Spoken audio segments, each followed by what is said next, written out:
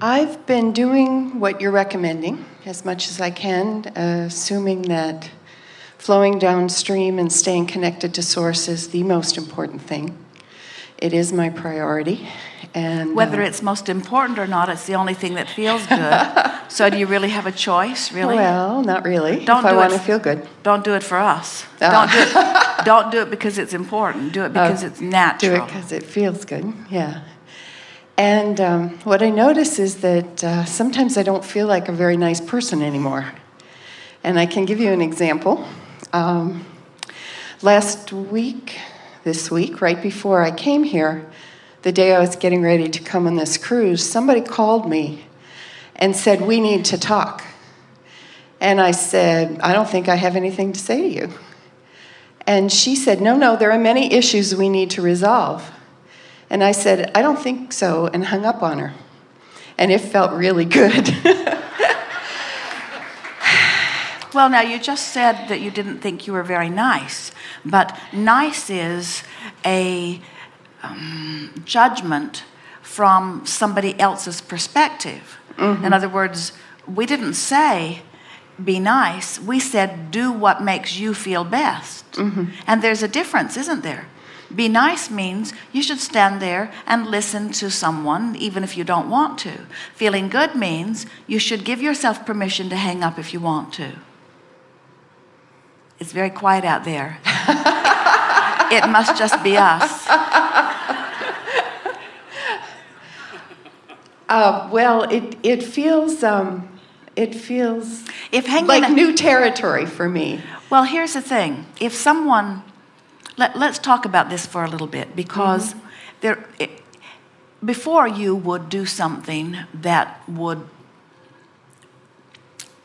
like you described, hang up on someone, which you said felt better because it gave you a sense. In other words, we haven't talked about this here. We know that you have heard it through other recordings, but when you feel powerless, rage or revenge is an improvement. When you feel, so what do you think was the emotion that conversation caused in you that felt so much better when you turned to, would you describe it as anger? In other words, Yeah, it was anger. So describe the emotion that you felt when you heard the voice, and then describe the emotion of anger afterward. I was really surprised this person called me because I know that what she has to say isn't going to be pleasing to me. She wanted to talk about all the things that were going wrong, and I didn't have a reason to want to do that.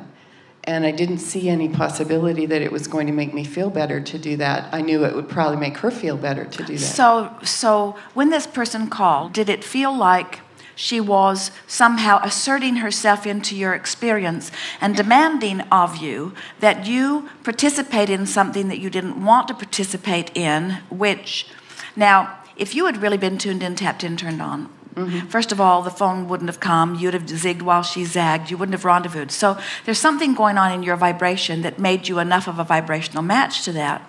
And so when someone is treating you that way, as if to say, you don't have a choice in this, I think that we should do something that you don't want. In other words, if this person had said, you know, I've been thinking about you, and it would help me if we had a conversation. What do you think about it? You would have said, thank you for asking. I don't want to have a conversation about this. And it would have been, and she would have said, well, I understand that. Thank you very much. And you would have hung up, and that would have been the end of it. But that's not what this conversation said. This conversation said, aha, I've got you. You answered the phone. I want to talk to you. I don't care that you don't want to talk to me. You have no control or power in this. And you said, yeah, I do. And it felt good. So then, now after the fact, then you say, I'm not a nice person. And we say, you are clarifying and qualifying yourself as not a nice person because you weren't willing to do something that you didn't want to do. Yeah, that's what I need to get straightened out. But you see, that's what the world wants to do. The world has been trying to mold you to their model. That's why they call that the formative years. You are most of you are taught that you should do what others want you to do. You should jump through those hoops. You should be kind and considerate of others.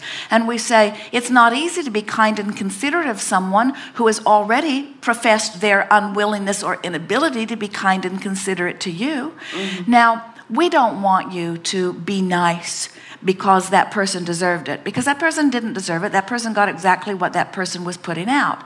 We want you to be nice if being nice is what you want, because who you are as source energy is that. But we want to really give you a clarification here. Your inner being isn't nice. Your inner being is joyful. And when you're joyful, you come off as nice. Your inner being isn't nice in the sense that you do what other people want you to do, whether you want to or not. Your inner being is tuned in, tapped in, turned on. Your inner being would find humor in that. And so we think that what you want to ask for, that what's being birthed in you as a result of this new relationship that we don't think you've seen the last of,